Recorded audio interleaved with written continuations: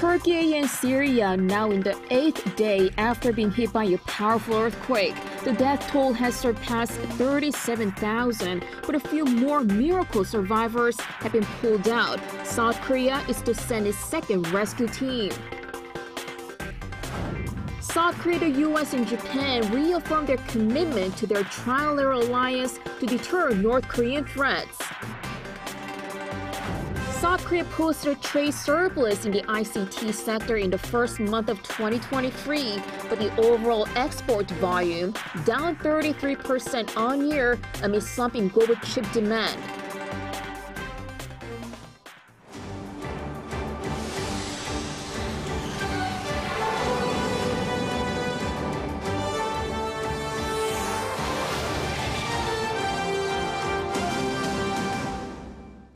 Good afternoon. Over a week on from the devastating earthquake in Turkey and Syria, the death toll has now surpassed the grim milestone of 37,000. Amid growing frustration and anger, a few more miracle survivors have been pulled out of the rubble. Lee Seung-jae has the latest. Each hour, each day, time is running out for rescuers in their desperate search for survivors in earthquake-stricken Turkey and Syria. Over a week after the deadly earthquake struck the two countries, the death toll has now surpassed 37,000. According to Turkish authorities, over 31,000 people have been killed in Turkey, while some 6,000 were killed in northwest Syria. The latest earthquake is now the sixth deadliest natural disaster in the 21st century. Experts say the number of lives lost could surpass Pakistan's earthquake in 2005, which killed over 73,000. However, despite the grim figures and time running out for rescuers, stories of miracles continue to surface. That includes a 13-year-old boy who was rescued after being trapped under rubble for 182 hours. Although in small numbers, rescuers have found other survivors a week after the earthquake.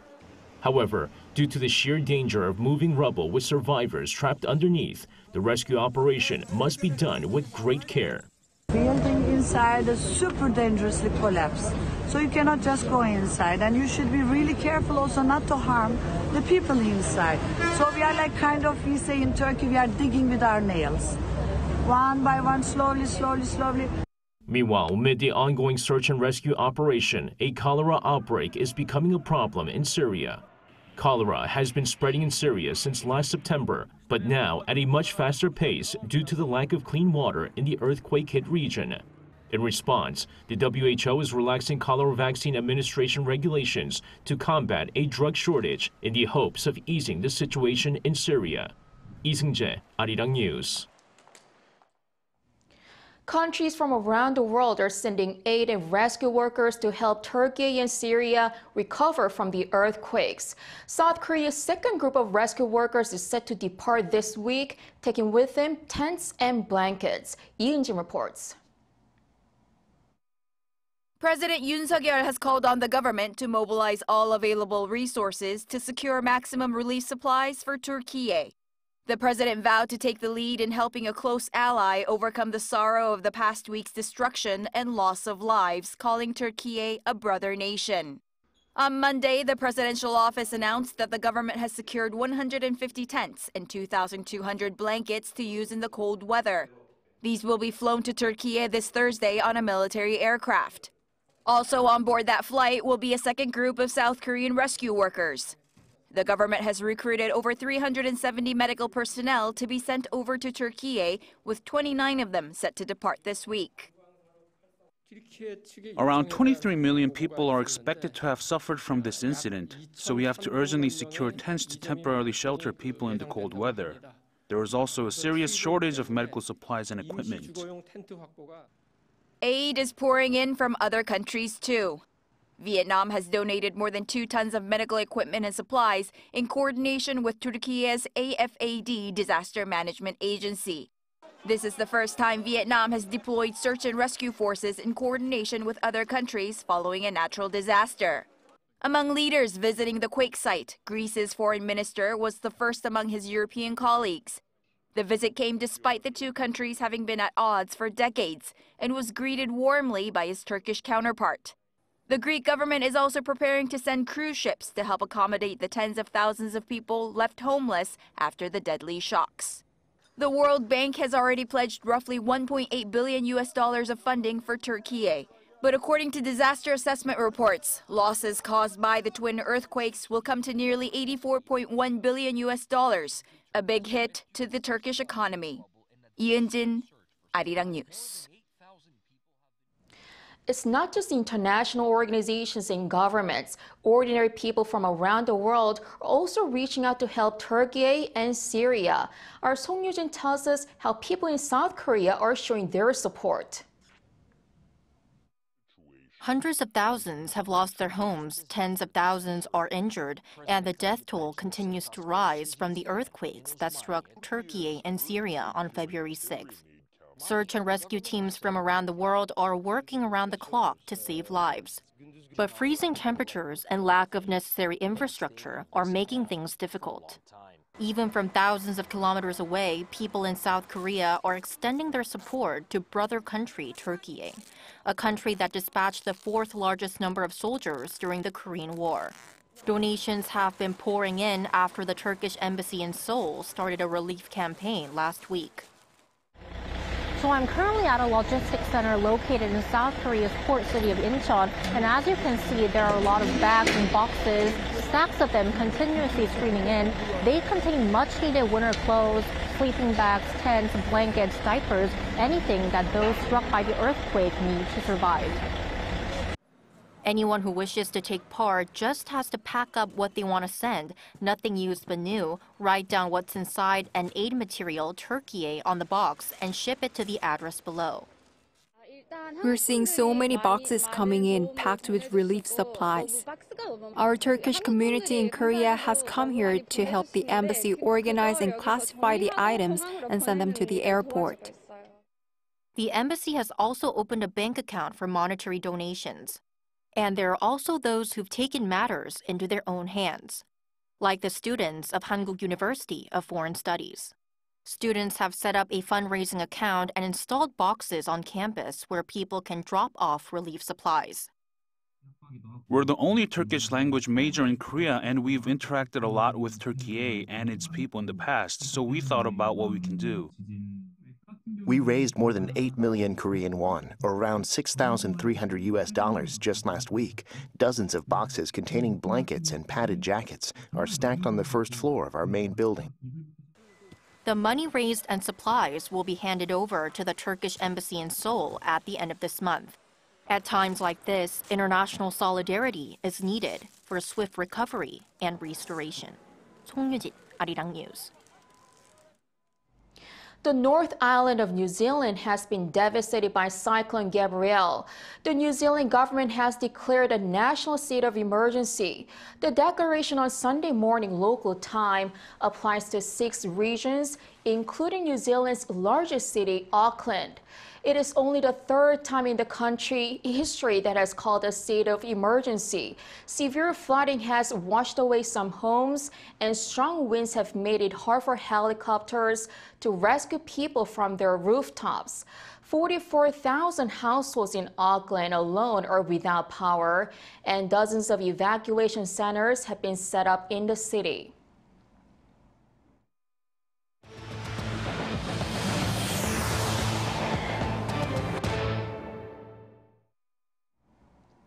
South Korea, the U.S., and Japan reaffirmed trilateral commitment to deterring increasing threats from North Korea. That's from a high-level meeting where South Korea's Vice Foreign Minister said peace without denuclearization is fake peace. Choi Min-jung reports. The Vice Foreign Ministers of South Korea, the United States, and Japan have reaffirmed their commitment to cooperating against threats from North Korea. Speaking at a joint press briefing after a trilateral meeting in Washington on Monday, a South Korean official said the 3 countries will enhance their security cooperation to counter growing threats from Pyongyang. First of all, we committed ourselves to respond firmly to any North Korean provocation and work toward complete denuclearization of North Korea. Indeed, peace without denuclearization is fake peace. Standing united, our nations will deter the DPRK and urge it to give up its nuclear weapons program and abide by its obligations under UN Security Council resolutions. The remarks come as Sherman said North Korea continued to threaten South Korea and the world with an unprecedented number of ballistic missile launches last year. The three countries also raised serious concerns over the threat of Russia's provocations in Ukraine. In particular, Japan is seriously concerned about the threat of nuclear weapons by Russia. We concurred that Russia's such threat is absolutely unacceptable, and Russia should never use nuclear weapons under any circumstances. The three counterparts have also agreed to further cooperate in areas vital to the international community, including maintaining peace in the Taiwan Strait, tackling climate change, and global health security. Stressing their trilateral relationship is strong and growing stronger day by day, Sherman reiterated that their alliance is both ironclad and vital to regional and global security. Choi Min-dang, Arirang News. Following the trilateral talks in Washington, South Korea and Japan's first vice foreign minister sat down for a separate bilateral meeting to address the ongoing dispute over compensation for Korean victims of Japan's wartime forced labor. After a 2-hour-long meeting, South Korea's first vice foreign minister Cho Hyun-dong told reporters that the two sides have yet to reach a conclusion. Cho said that more consultations will be needed with Japan, calling the situation a very sensitive issue for both countries. Pundits say talks on the matter will likely continue on the sidelines of a foreign ministers' meeting at the Munich Security Conference later this week. Cho also said that the meeting addressed South Korea's concern over Japan's planned release of contaminated water from its Fukushima nuclear plant. South Korea and NATO held their first ever staff-level dialogue for stronger cooperation amid rising tensions on the Korean Peninsula. Seoul's Joint Chiefs of Staff says the two-day talks in Seoul wrapped up on Tuesday, with the discussion covering their strategic concepts, ways to deepen cooperation, and future direction of their partnership. The NATO delegation also visits the joint security area near the inter-Korean border, highlighting the serious security situation on the Korean Peninsula. NATO Representative Lieutenant General Francesco D'Aiella said the trip was significant in laying the groundwork for future Korea-NATO relations. The Director General level talks have been established to promote shared understanding and cooperation and will next take place in Belgium next year. Following Washington's shooting down of a suspected Chinese spy balloon, Beijing has also accused the U.S. of flying its own surveillance balloons over China. Washington immediately rejected Beijing's claims. Bae Eun-ji with the details. China has accused the U.S. of illegally flying high-altitude balloons into its airspace multiple times since January last year. The accusation made by the Chinese Foreign Ministry comes after China said it's preparing to shoot down an unidentified object flying near its ports. Just last year, U.S. high-altitude balloons illegally entered Chinese airspace more than 10 times without the approval of the relevant Chinese authorities. Washington immediately denied the allegations and said that it's open to talks with Beijing. There are no U.S. government balloons over the People's Republic of China. None. Zero. Period. Also, the White House dismissed recent speculation that aliens may be behind the recent high-altitude object it shot down, after a U.S. Air Force general had said he would not rule out aliens or any other explanation yet. Over the weekend, the American military shot down 3 separate aerial objects, about a week after shooting down a Chinese spy balloon off the east coast of the U.S. Again, there is no indication of aliens or terrestrial activity with these recent takedowns. Meanwhile, a U.S. general said the American Air Force has also observed a number of high-altitude Chinese surveillance balloons flying over the Middle East and Afghanistan in recent years. But he added that they were not closely inspected because they did not appear to pose a threat. The New York Times reported that a Beijing-based company co-founded by a Chinese top airship scientist either launched or planned to launch high-altitude balloons, according to the company's website in 2022.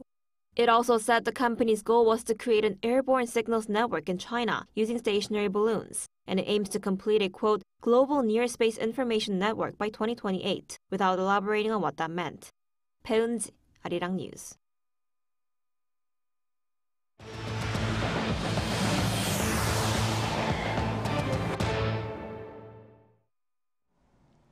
South Korea's information and communication technology sector was in the black last month, but exports dropped for the 7th consecutive month. According to the Trade Ministry on Tuesday, exports of ICT products came to around $13.1 billion in January, down 33.2% on-year due to sluggish demand for semiconductors and a slowing global economy. Specifically, chip exports dropped more than 43% to around $6.1 billion. However, mobile phone exports were up over 24%, largely due to the release of Samsung's new Galaxy S23. January's ICT sector trade surplus amounted to some $890 million. South Korean auto giants Hyundai Motor and Kia Motors achieved record monthly sales in India last month thanks to robust SUV sales. According to the Society of Indian Automobile Manufacturers and Hyundai Motor Group on Tuesday, Hyundai and Kia combined sold nearly 79,000 units in January, surging more than 24% on-year. That is more than the previous monthly record high from October 2020. This was largely fueled by the popularity of SUVs in the Indian market, with the sales of Hyundai's Creta SUV jumping 52% on-year to more than 15,000 units. The automaker's combined market share in India rose 1.5% from a year earlier to 22.6% last month. The amount of nuclear energy generated last year reached an all-time high in South Korea, while also recovering the levels similar to those seen before the introduction of a nuclear phase-out policy. According to KEPCO on Tuesday, the country generated 176,000 gigawatt-hours last year, an increase of 11.4% on-year. It marked the first time that it surpassed the 170,000 gigawatt-hour mark and the highest since 2015. In addition, power generated from nuclear power plants last year made up 29.6% of all power generated, the highest since 2016. In 2017, the Moon Jae-in administration adopted a policy to reduce South Korea's use of nuclear energy.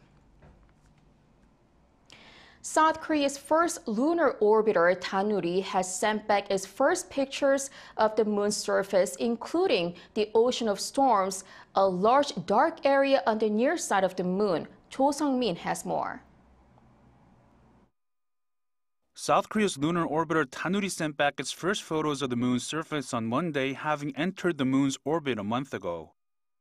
As the first orbiter to be launched by Korea, Danuri reportedly entered the selenocentric orbit on December 27th after a 145-day journey through space. On the way there, it required about a month to switch its system into the main operation mode to begin its lunar mission. Danuri is currently orbiting the moon 100 kilometers above its surface, and the pictures it sent were taken at Valles Rada on January 5th, the Sea of Rains on January 10th, and the Ocean of Storms on January 13th. While revealing the photos, the Korea Aerospace Research Institute said it has found no errors with the orbiter's functioning since it began carrying out its main task on February 4th. The orbiter is designed to use its instruments to measure and evaluate the moon's terrain, magnetic strength, gamma rays, and other factors until the end of this year. The photos are expected to pave the way for more space projects by Korea that will identify potential landing sites for additional missions in the future. 조성민, Arirang News.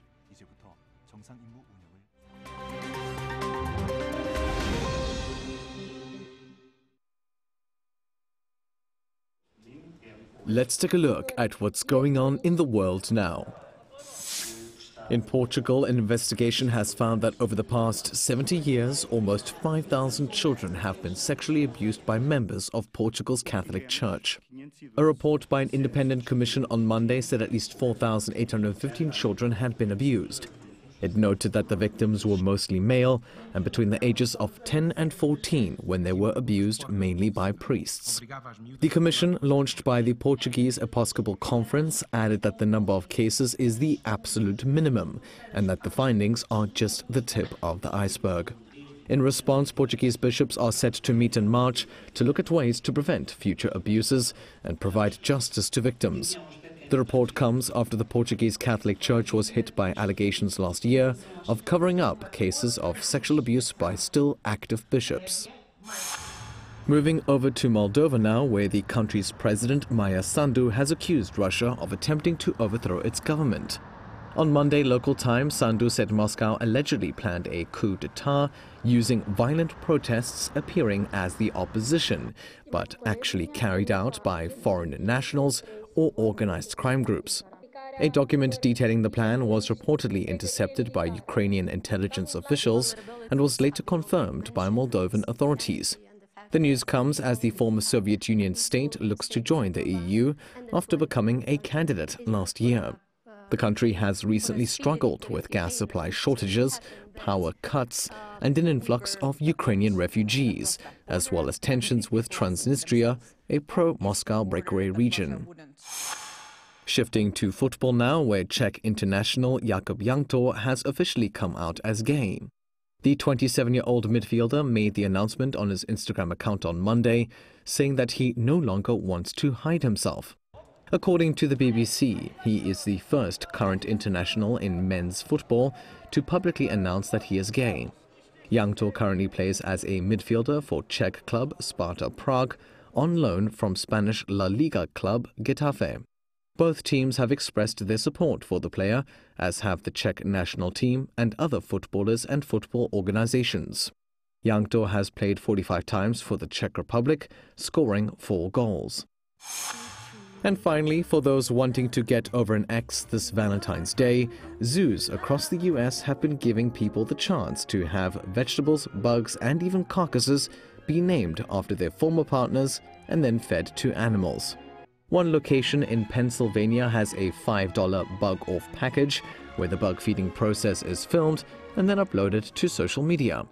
Meanwhile, another zoo in Texas dubbed their campaign "Cry Me a Cockroach." The trend is part of fundraising efforts that first came about 3 years ago when zoos saw less visits after the outbreak of COVID-19. Zoos also tend to make fewer ticket sales in the colder months. Matthew Ashley, Arirang News.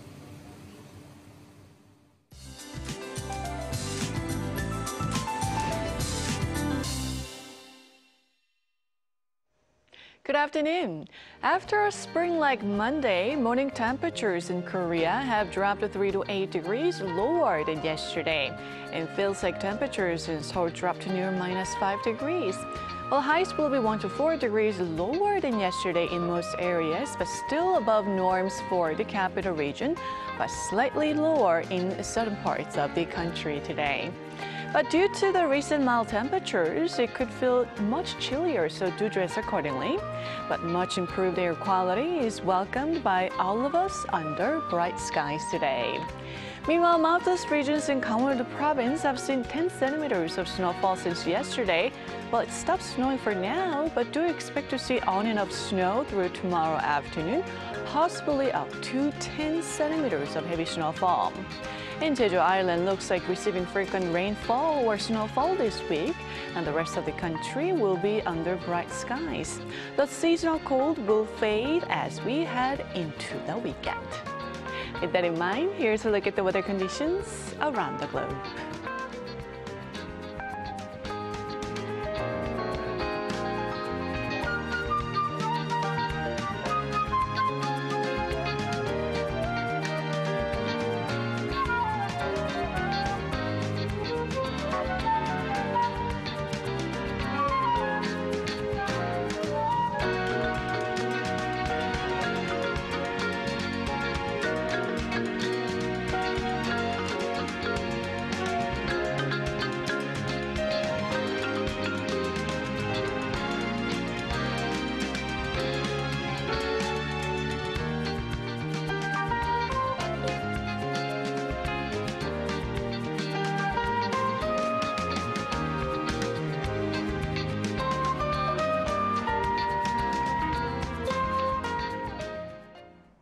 Thank you so much for watching. Have a great rest of the day.